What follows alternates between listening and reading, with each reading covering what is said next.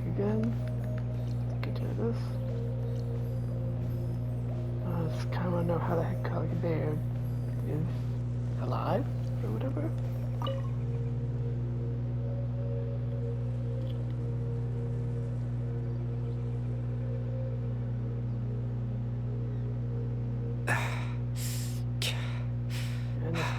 I suppose you could call it the realm of my consciousness. I'm someone who no longer exists in the real world, after all. As you well know. And you look quite exhausted. It's nothing. I still have enough strength to play the part of a good host. I've always hoped that I'd get the chance to talk to you like this. And now, the time has finally arrived. The opportunity for me as well. I could try to learn as much information from Colic Bear as I can. What happened? Extreme sorrow and pain. Hope and regret coursing through your veins. And a degree of abyssal power that defies comprehension. Father told me that once I possessed all those elements, I would become the loom of fate. But despite his intentions for me, I never truly became the loom of fate. I was merely used as a means for its construction. In truth, I died the moment I set everything in motion. Meaning... The person you see before you now is nothing but a remnant of consciousness left over within the loom of fate. Okay. Colic is dead. That's why he no longer exists outside of people's memories. As for your question, the loom of fate is a device capable of weaving ley lines. Weaving them? So In its primitive form, it can only be used to create and implant memories. But, as more of it is completed, its power becomes stronger and stronger, until finally, it has the power to weave real ley lines of its own. Once fully completed, the moment it gains the power to weave ley lines, it loses the lower level ability to influence memories. So what those weaving ley lines gonna do? But it also becomes a tool that can change the entire world. So that was the source of the ability to plant memories? Yes. I have the ability to control the loom in its semi-completed form. I suppose you can think of it as a form of compensation. After all, its existence cost me my life. The memories that suddenly appear in Dean's mind were implemented by Colic Bear. Colic Bear. They're through the half-finished loom of fate. That makes sense. But I'm still lost as to why he went so far as to introduce himself to all the residents of Grimama Village. So why do you implant memories of yourself into the people of the village? That. I was wrong to implant those memories. I'm sorry I caused so much trouble. Not only for everyone in the village, but for you as well. I just wanted them to feel like I once existed in this world. Damn. As if Yeah, I got that. I had a chance at life. That's why I would never exist. But is there any kind of meaning to this? Does only existing in people's memories really count as living? I know what you must be thinking. Why would I do something so meaningless? But I just couldn't accept it. I had to know what it would be like if I had my own life. What kind of person I would be. What other people would think of me. Chief Amadia, Baram, Granny Jahiyat, Atosa.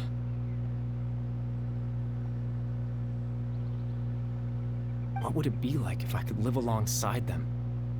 No cataclysm, no curse. Just a quiet life in a peaceful village. I was curious, so I selfishly tried to have my own life. Not exactly. Even if that meant piecing together the version of myself that could have been.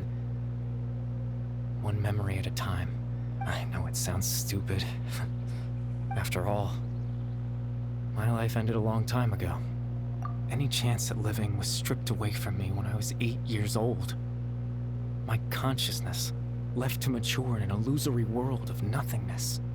Even the form you see before you was Nothing but an invention based on my father's appearance. An imagined version of what I would look like if I had the chance to grow up. Damn, poor guy. In the end, this all stems from a tragedy that occurred in Conrio back then. Everyone is looking for I know. But there's nothing I can do to make them find me.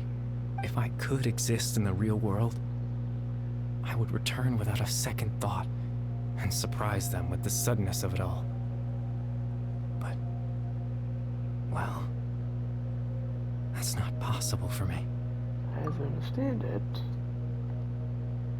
even though you only appear in their memories, your existence was a great comfort to them. They all believe you once lived among them. I know.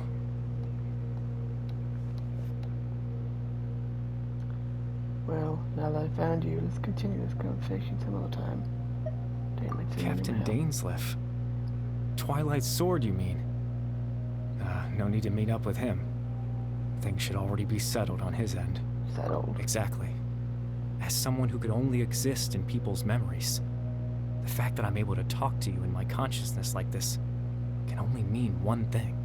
That my sister The was? Loom of Fate has already been completed. What does that mean to you? For you? Uh-oh. Fate is already complete. That means the first field tiller has fallen into the hands of the abyss. So much happened today. No need to worry about Captain Dainsleif. He's absolutely fine. The only reason he lost the eye was because I happened to guess exactly what he was planning. Captain Dainsleif has had the eye inside his body this whole time, hasn't he? Got me? His plan was to lure the Abyss Order to a false location, capitalizing on their pursuit of the eye in order to have the chance to confront the princess. He would then hand the eye to you and tell you to take it away from that location. That way, Captain Dainsleif could accomplish his own goal and ensure the safety of the eye all at once. A very thorough plan. But he never handed it That's to right, me. because in his mind, he had given it to you already. Ooh, oh. Wait, does that mean gave Zane a false memory? You made him think that? When? Before you two entered that false location. Ooh, that's not good. Traveler, wait.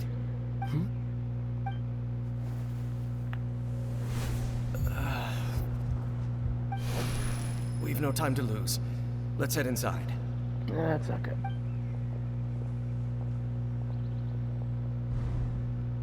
So when Dane froze up back then, it was because the false memory was being implanted in his mind. That was when I implanted the memory of him handing you the eye. Given the tense situation at that time, Captain Dainsleif failed to notice anything out of the ordinary, and took that memory to be real. I'm sorry, Traveler, but I needed the Loom of Fate to be completed. And to do that, we had to retrieve the eye. So Dane had the eye this whole time, till the Abyss Order took it away. I'm not sure if there's anything I could have done, or anything we could have done. What are you doing? I promise I'm not trying to conceal anything from you, but I truly have no idea what the princess is planning. Tevat's ley line system is deeply entrenched in the planet. Creating new ley lines can neither replace nor extend the ones that already exist. In the face of everything they could be planning, I fear I'm too insignificant to even get a glimpse of the bigger picture. In any case, I had my own use for the Loom of Fate, and my goal, at least, has been achieved. That would be... You remember my father, don't you? Clotar Alberic. I believe you saw him in your sibling's memory, after he used the power of the Abyss to restore consciousness to my hilichurl form. I suffered from an indescribable level of mental anguish. To comfort me, my father told me a story, that this was a fairy tale world where I had to take on the form of a little monster. That story managed to dispel my fears, even if just for a moment. My goal was simple: to use the Loom of Fate in its near-completed form, when its ability to create memories was at its strongest, to implant a specific memory into the minds of the hilichurls. In that memory, I would tell them a story, just like my father did for me. It was a story of fairy tales and love. But more than anything, it was the story of us.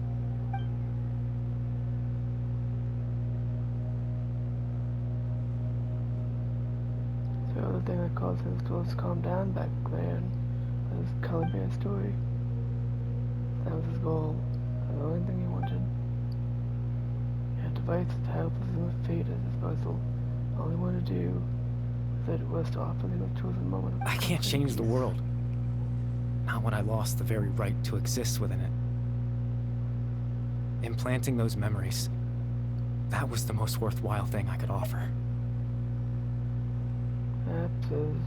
All that's left of my existence is a wisp of residual consciousness tied to the loom of fate.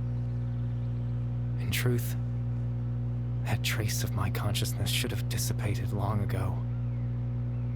My goal was the one thing that allowed me to hold on all this time. But now, the bedtime story is finished.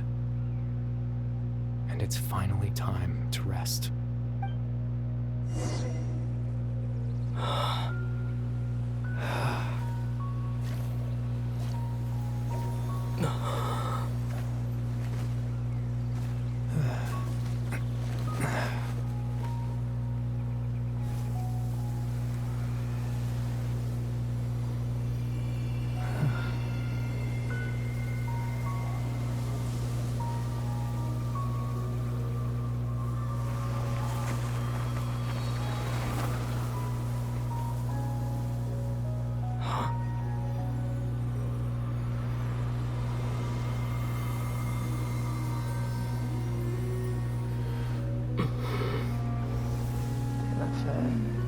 Looks like I was too late to see Kari Bear one last time.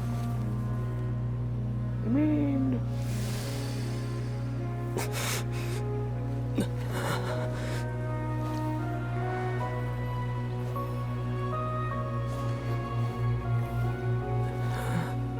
Don't lose it. Maybe supposed to hug or something. Oh, damn you. Kari Bear's consciousness is gone, and this space will soon disappear along with it. Neither of us belongs here. That's why we're not tangible. Were that not the case, I'd love to hug you too. Well, how about a conversation? Yes, please.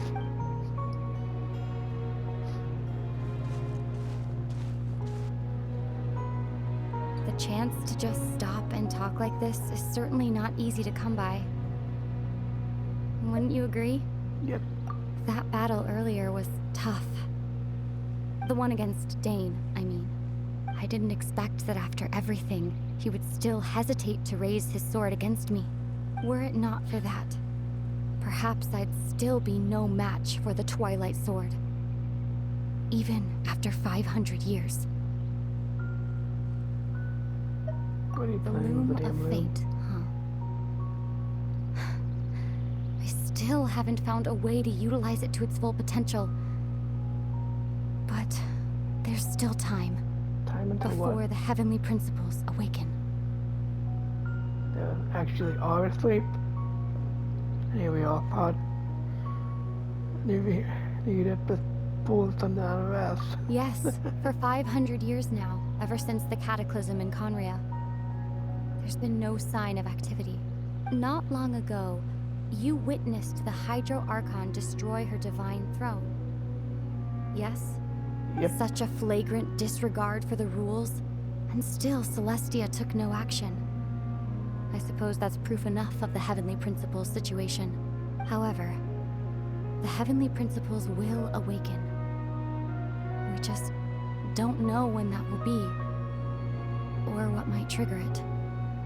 You really hate them, don't you? You could say that. Just look at Kari Bear. He was so pure and single-minded. The space we now find ourselves is a perfect representation of who he was. Quiet and peaceful. Even as a hilly churl, seeing the terrible sight within the mirror wasn't enough to taint his spirit. He brought comfort to the people of this world, even though he was denied the very right to be a part of it. So ask yourself this.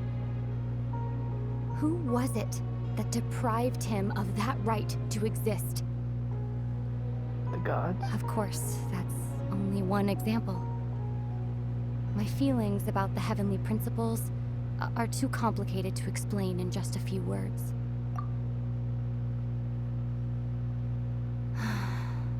Ether?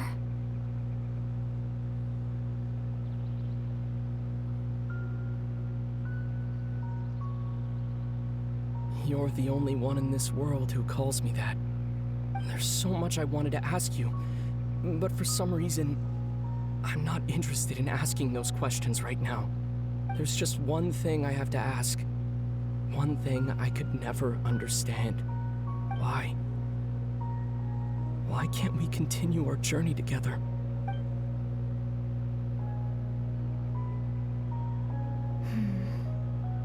At the end of my journey, I arrived at a place known as the Sea of Flowers at the end. Do you remember? A long time ago, when we traveled between worlds together, you told me you wanted to find a place in the universe where that one flower was in full bloom. To have a place like that suddenly appear before me, well, would you think of that as a coincidence? You mean... I miss you too, Ether. But as this war continues to rage, and as I continue to seek that final answer, I don't even know how to face myself sometimes, let alone my own brother. What's going on? This space has lost its tether. I doubt it'll be able to exist much longer. In fact, aside from our inability to physically interact with each other, there's something else you should know about this space. With Kari Bear gone, we won't be able to remember anything that happened here. Damn you. Everything in space will be wiped from existence, including all memory of our reunion. You're only telling me this now? You really are a evil pain in the ass.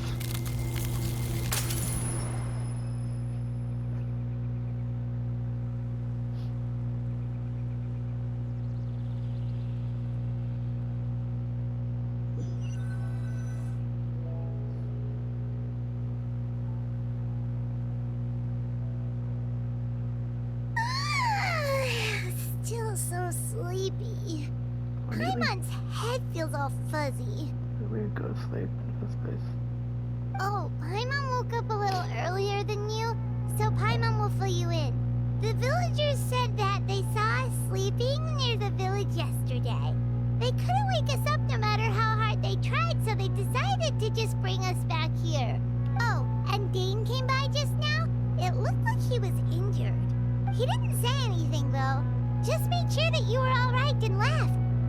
Kinda seemed like he had a lot on his mind, but that's Dane for ya. I'm having trouble thinking straight right Let's now. think for a second. We were in that memory, and we saw that guy you called Kari Bear. He was the missing villager that we've been trying to find, right? And after that, Paimon doesn't remember what happened. Tell me about the Limmer Wait. Sage. Really? What a score! Guess our commission is complete then. Missing villager is the person only exists in people's memories. It's called Bear all along. But now he's gone. Not sure how to explain things to the Well, villagers. what happened after that? Can't remember.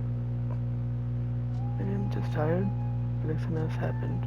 But why can't I remember? Not sure why.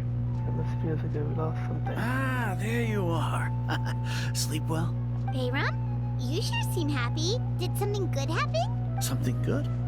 Huh. Wasn't anything good or bad, I'd say. It's just that, well, the village organized another search party yesterday. It didn't feel right to leave all the searching to the adventurers. So there we were, searching away, when suddenly this one guy said it all came back to him. According to him, one day around dusk, he was passing by this one tree outside the village, and he saw our missing villager. There he was, sleeping under that tree all by himself. His parents came a little later to wake him up, and they all left together. It looked like quite a happy family, apparently. Well, I mean, it's but one more memory. And after that, well, we all started to feel like that really is what happened. Kind of strange that we forgot all about it for so long. So that's how Cara Bear says goodbye. It's the last memory he gave Oh, them. and we also remembered his name, Curry Bear. Now, that's not a name you hear every day. Would have been helpful if we remembered it sooner. Man, poor dude. Poor kid. Well, I hope he's happy wherever he is. And we're all relieved now that we know what happened. Seems like everyone thinks Curry Bear left the village. That's probably for the best. At least they have some sort of explanation now. Yep. Paimon wonders how Atosa's doing. Maybe we should go check on her. If she hasn't remembered like everyone else, we can tell her what happened. Paimon didn't see her in the village just now, so she's probably at the tree. Come on, let's go talk to her. Oh. She was crushing hard on Cara Bear's door form.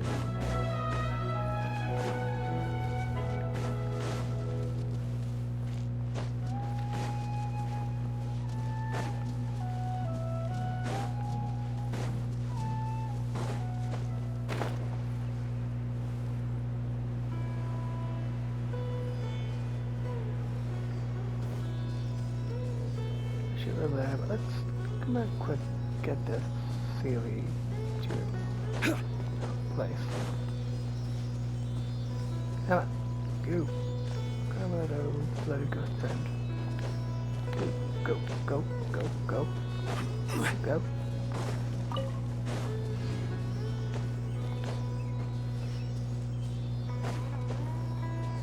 Oh, there it is.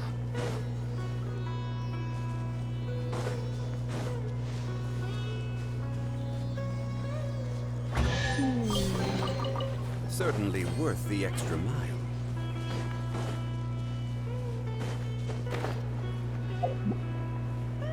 Sorry about that. I've been playing Balloon Waves, and I think this is I started to acclimate to the button controls.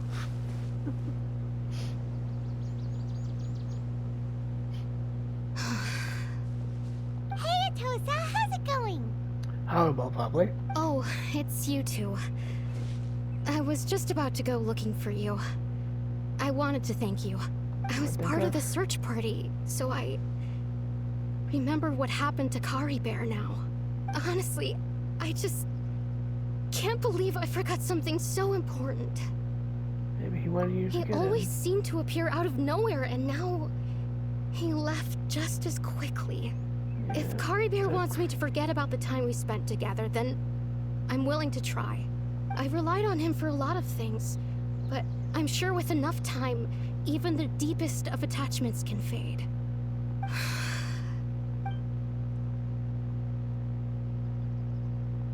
Either don't bother. And you're Okay, there. I'll admit, I'm just putting on a brave face. I was dumped, wasn't I? Ouch! You're the one that fell in love. Otherwise, why would he just leave like that without saying goodbye? Sure, you had his reasons. You don't need to comfort me. I'll be okay. It's just like Curry Bear said. It's the things we overcome that make life more precious. And you know, if he has a heart, maybe he'll come back and see me one day. Anyway, thanks for all your hard work, you two. I promised I'd help Granny Jahiet with something, so I should head back. Goodbye. Well, that should be it, right? Everyone's lives can go back to normal now. Oh, right. Weren't you about to tell Paimon what happened after your conversation with Curry Bear? As I said, I forgot. Wait, what was it that happened? I can't remember. Huh. Feels like something. Feels like something in my pocket. A picture? Where'd that come from? Let Paimon see. Huh. That's interesting. Wonder how I pulled that off. But still, thank you, Kai Bear.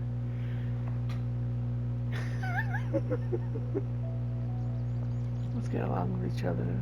Two of you. It's adorable. But also kind of hilarious. If everybody's gonna for like their date, not knowing what to say.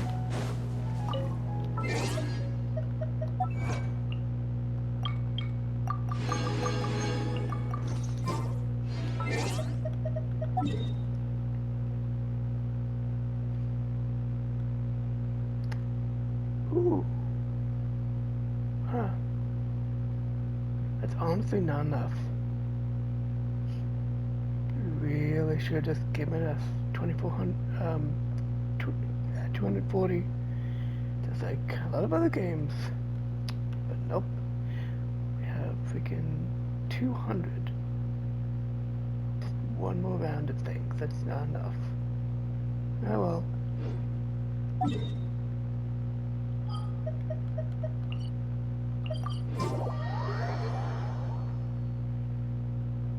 Well, it all